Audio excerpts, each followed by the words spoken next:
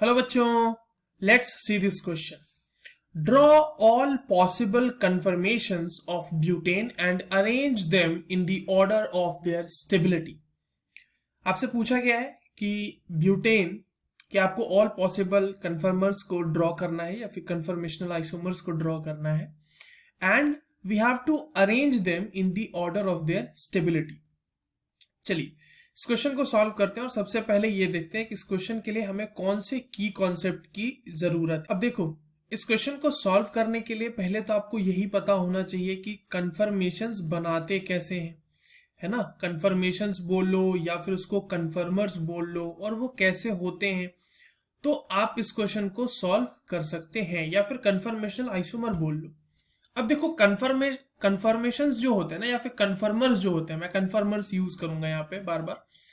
तो कन्फर्मर्स जो होते हैं वो सी सिंगल बॉन्ड के अराउंड रोटेशन की वजह से बनते हैं। So conformers are formed due to rotation around C single bond. ठीक है, क्यों बनते हैं ये? Due to rotation around C single bond बोल लो या फिर आप इसको सिग्मा बॉन्ड बोल लो, बात बराबर है।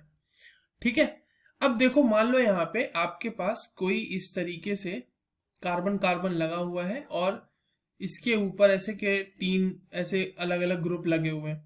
कोई भी तीन ग्रुप लगे हुए हो सकते हैं। लेट्स से यहाँ पे हाइड्रोजन लगा हुआ है, यहाँ R1 लगा हुआ है, यहाँ R2 लगा हुआ है, यहाँ R2 3 लगा हुआ है, यहाँ R4 लगा हुआ है, यहाँ R5 लगा हुआ है, कुछ भी है ना। ये जो सी सिंगल बॉन्ड दिख रहा है, इसके अराउंड रोटेशन की वजह से हमें कन्फर्मर्स मिलते हैं। So this much idea about conformation is more than enough for solving this question. चलिए अब जो है ना, हम ब्यूटेन का कन्फर्मर ड्रॉ करते हैं। अब देखो, कन्फर्मर जब आप ब्यूटेन का ड्रॉ कर रहे हैं या किसी का भी ड्रॉ कर रहे हैं, उसमें जो बेस्ट हमें रिजल्ट्स मिलते हैं कन्फर्मर ड्रॉ करने के, वो हमें मिलते हैं जब हम उन्हें न्यूमैन प्रोजेक्शन में ड्रॉ करते हैं। तो पहले हम क्या करते हैं ना कि जैसे मान लो ब्यूटेन को मैं बनाता हूं यहाँ पे, तो लेट से मैं ब्यूटेन को इस तरीके से बना रहा हूं कि यहाँ पे CH3 है, यहाँ पे H है, यहाँ पे H है, यहाँ पे एक CH3 और बना दिया, यहाँ पर एक H बना दिया और यहाँ पर एक H बना दिया। ठीक है, this is the structure for butane. CH3 CH2 CH2 CH3, यही है। और इस ब्यूटेन को आप इस तरफ से देख रहे हैं, यहाँ पर अपनी आंखों से इस तरह से देख रहे हैं आप। तो ये वाला कार्बन जो है, ये वाला कार्बन आपको आपके सामने दिखेगा, यानी ये फ्रंट कार्बन हो गया, और ये वाला कार्बन आपको बाजू वाले कार्बन के पीछे दिखेगा, दैट इज रियर कार्बन हो गया। अब ये फ्रंट कार्बन को हम डॉट से रिप्रेजेंट करेंगे न्यूमैन में, और रेयर कार्बन को सर्कल से रिप्रेजेंट करेंगे, और फिर हम उसके अलग अलग कन्फर्मर्स बनाएंगे। चलिए ड्रॉ करते हैं।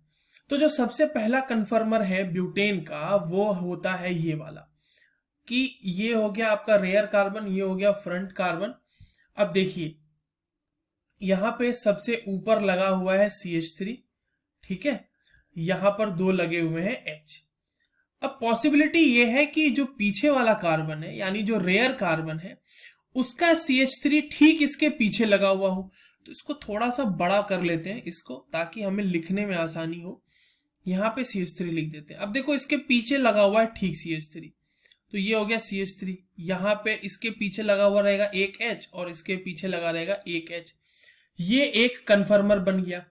इस कन्फर्मर का नाम है इक्लिप्स्ड फॉर्म। ठीक है, ये कौन सा फॉर्म है? इक्लिप्स्ड फॉर्म है ब्यूटेन के कन्फर्मर का। अब देखिए, इसमें क्या कीजिए कि आप इसको थोड़ा सा रोटेट कर दीजिए। कितना रोटेट करेंगे? तो 60 डिग्री से जब आप इसको रोटेट कर देंगे ना, तो आपको दूसरा कन्फर्मर मिल जाएगा। अब दूसरा कन्फर्मर रोटेट करने के बाद हमें क्या मिलेगा, देखिएगा। यहाँ पे फिर से हमने बना लिया front carbon, again the rear carbon. आगे वाले को हम उसी तरह छोड़ देते हैं, पीछे वाले को हम रोटेट कर लेंगे। यहां लगा दिया हमने CH3, यहां लगा दिया हमने H, यहां लगा दिया हमने H। अब यहां पे आ गया CH3, ठीक है, और यहां पर आ गया H। 60 डिग्री से रोटेट किया हमने, और यहां पर आ गया H। अब ये वाला एक कन्फर्मर बन गया, जहां पर CH3 और CH3 में काफी डिस्टेंस है, या हाइड्रोजन हाइड्रोजन में ले लो, काफी डिस्टेंस है, एक अप्रिशिएबल अमाउंट ऑफ डिस्टेंस तो है।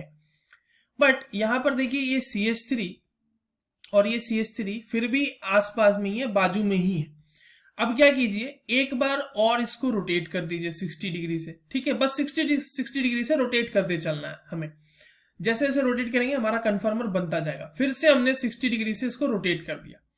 अब जो कन्फर्मर बनेगा, अब ये जो इसका नाम मैंने इसलिए नहीं लिखा क्योंकि जब दूसरा कन्फर्मर बनेगा उससे कंपेयर करके मैं इसका नाम लिख दूंगा फिर। अब देखिए यहां पर दूसरा कन्फर्मर बना, यहां पर 60 डिग्री से फिर से हमने रोटेट करा है। ये CH3 एज इट इज रहेगा। इसके पीछे इस बार आ गया दूसरा का H, इधर आ गया है CH3, ये इधर बना लेते हैं। यहां पे आ गया है CH3, यहां पे आ गया है H, यहां पर H और फिर से यहां पर H। अब आप बोलोगे कि सर ये तो पहले वाले जैसा लग रहा है, मगर एक चीज आप ध्यान से नोटिस करें कि पहले वाले कंपाउंड में जो पहला वाला स्ट्रक्चर था, नॉट कंपाउंड, जो पहला वाला स्ट्रक्चर था वहां CH3 और CH3 बिल्कुल एक दूसरे के पीछे थे।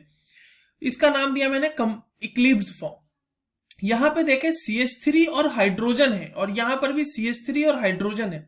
ऑल्दो दिख आपको ये बिल्कुल पहले जैसा ही रहा होगा, बस यही फर्क है इसमें कि यहां CH3 और CH3 के बीच जो है वो इंटरेक्शन हो रहा होगा, van der Waals interaction.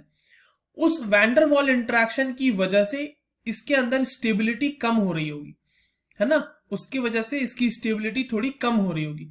Where as in case of CH3H and CH3H, यहां पर भी इक्लिप्स्ड फॉर्म है, यहां पर भी वैंडरवॉल इंटरेक्शन हो रहा होगा, बट इसके कंपैरिजन में अगर आप इक्लिप्स्ड फॉर्म को देखें तो वहां पे स्टेबिलिटी को कम करने वाला फैक्टर ज्यादा है, क्योंकि दो बड़े बड़े मिथाइल ग्रुप आपस में इंटरेक्ट कर रहे हैं। ठीक है, तो ये जो फॉर्म बना है ना, इसको हम बोलेंगे partially eclipsed form. Partially eclipsed form, sorry यहां पे इक्लिप्स्ड होगा, पार्शियली इक्लिप्स्ड फॉर्म है ये। ठीक है, अब इसको जो है मैंने नंबरिंग कर लेते हैं। चलो, इक्लिप्स्ड फॉर्म को नंबर दे दिया 1, इसको नंबर दे दिया हमने 2, इसका नाम लिख लेंगे अभी। पार्शियली इक्लिप्स्ड को नंबर दे दिया मैंने 3। अब आप इसको क्या करो, फिर से 60 डिग्री से रोटेट कर दो। जब आप 60 डिग्री से उसको रोटेट करोगे ना, तो अब देखो क्या बनेगा। यहां पर बनेगा कुछ ऐसा, यहां पर फिर से एक इस तरीके का फॉर्म बनेगा और इस बार दोनों CH3 एक दूसरे से 180 डिग्री ऑपोजिट पड़े हुए होंगे, राइट। तो अब देखो आप समझ रहे होगे यहां पे कि सर इसका मतलब इस बार जो है ना, इसके और CH3 और इसके बीच तो मतलब इंटरेक्शन बहुत बहुत कम हो गया होगा।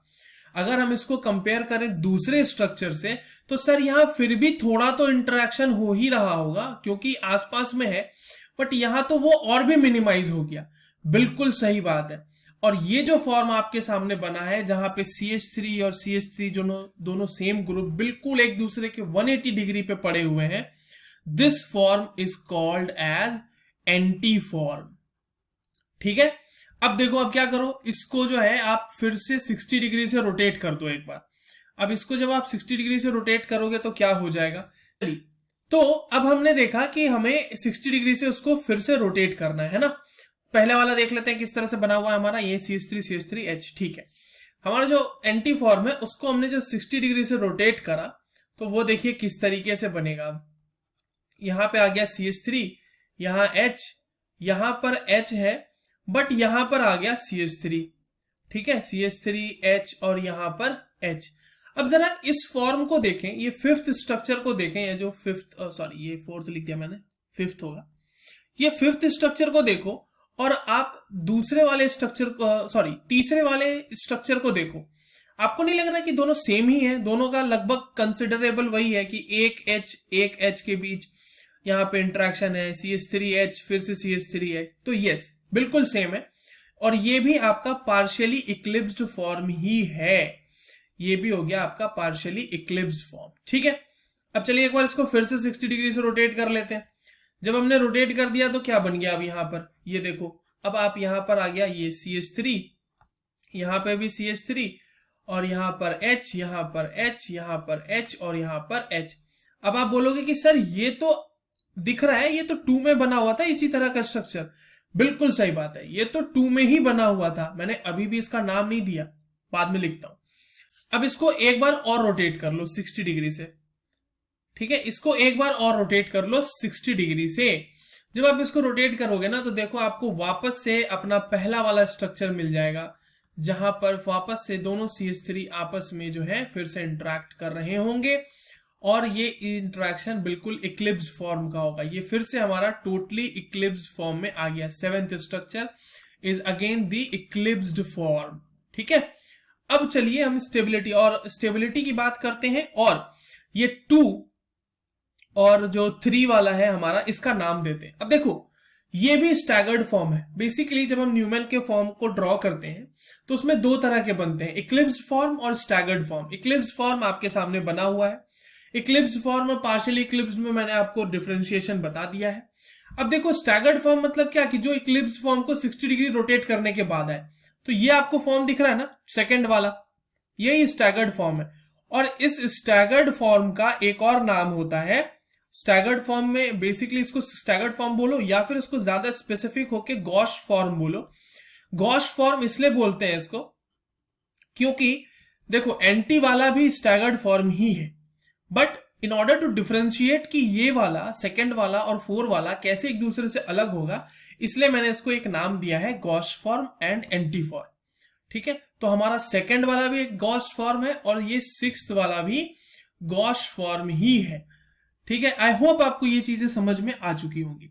चलिए अब आगे देखते हैं स्टेबिलिटी का सवाल जो हमसे पूछा गया है, उस स्टेबिलिटी के सवाल को भी थोड़ा सा हम डील कर लेते हैं।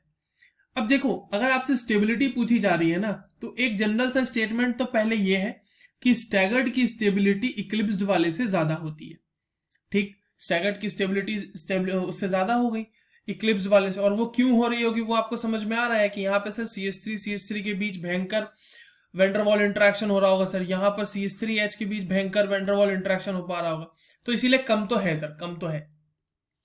ठीक है, तो अब बात आती है कि स्टैगर्ड में सर किसकी स्टेबिलिटी ज्यादा होगी, एंटी वाले की या फिर गॉश वाले की। नाउ अब आप यहां तक तो गेस कर ही चुके होंगे कि एंटी में ये वाला इंटरेक्शन बहुत ही ज्यादा मिनिमाइज्ड हो चुका है, जिसकी वजह से एंटी फॉर्म की स्टेबिलिटी सबसे ज्यादा होती है। उसके बाद आती है स्टेबिलिटी गॉश फॉर्म की, उसके बाद स्टेबिलिटी आती है पार्शियली इक्लिप्स्ड की, एंड लास्ट में स्टेबिलिटी आती है इक्लिप्स्ड की। So this is the stability order which was asked to you in this question, और मैंने सारे कन्फर्मर्स यहां पे ड्रॉ कर दिए हैं ब्यूटेन के।